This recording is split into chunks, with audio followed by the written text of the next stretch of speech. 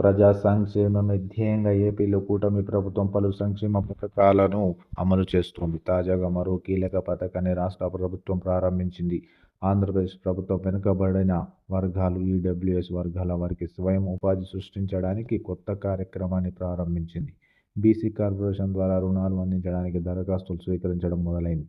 దీనికోసం ఆన్లైన్లో దరఖాస్తు చేసుకునే అవకాశం కూడా ఉంది. దరఖాస్తు చేసేటప్పుడు రేషన్ కార్డు, ఆదాయ ధృవీకరణ పత్రాలు, ఇతర అవసరమైన పత్రాలతో నమోదు చేసుకోవాలి. రిజిస్ట్రేషన్ పూర్తయిన తర్వాత సంబంధిత ఎంపీడీఓ కార్యాలయంలో సంప్రదించాల్సి ఉంటుంది. ఈ రుణాలపై 50% రాయితీని అందించనున్నారు.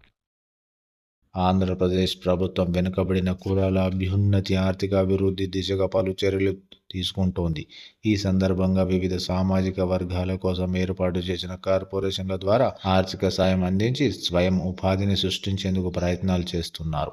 ఇందుకు బీసీ కార్పొరేషన్ ఆధ్వర్యంలో స్వయం ఉపాధి అవకాశాలు ఇవ్వాలని నిర్ణయించారు.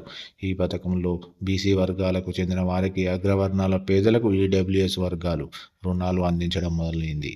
బీసీ వర్గాల సేవా సహకార సంస్థ ద్వారా 25.6 కోట్ల విలువైన పథకాలను అమలు చేయాలని ప్రభుత్వం నిర్ణయించింది.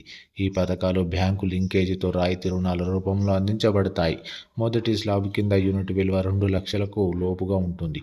ఇందులో 75,000 రూపాయల వరకు రాయితీ ఇస్తారు. రెండో స్లాబ్లో యూనిట్ విలువ 2 లక్షల నుంచి 3 లక్షల వరకు ఉంటుంది. ఇందులో 1.25 లక్షల రూపాయల రాయితీ ఉంటుంది. మూడో స్లాబ్ కింద యూనిట్ విలువ 3 లక్షల నుంచి 5 లక్షల వరకు ఉంటుంది. ఇందులో 2 లక్షల రూపాయల రాయితీ ఇవ్వనున్నారు. డి ఫార్మసీ, బి ఫార్మసీ కోర్సులు చేసిన నిరుద్యోగ బీసీ యువతకు జనరిక్ మందుల దుకాణాలు ఏర్పాటు చేసుకోవడానికి రుణాలు అందిస్తున్నారు. ఒక్కో యూనిట్కు 8 లక్షల వరకు ఖర్చు కానుంది.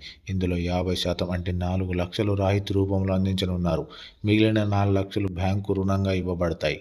అగ్రవర్ణ పేదలకు, ఈబీసీలు కూడా స్వయం ఉపాధి పథకాలు అందించబోతున్నారు. ఇందులో కూడా 50% రాయితీ ప్రభుత్వం అందిస్తోంది. ఈ పథకాలకు అర్హత వయస్సు 21 నుంచి 60 ఏళ్ల మధ్య ఉండాలి. రేషన్ కార్డు, ఆదాయ ధృవీకరణ పత్రాలతో ఆన్లైన్లో దరఖాస్తు చేసుకోవచ్చు.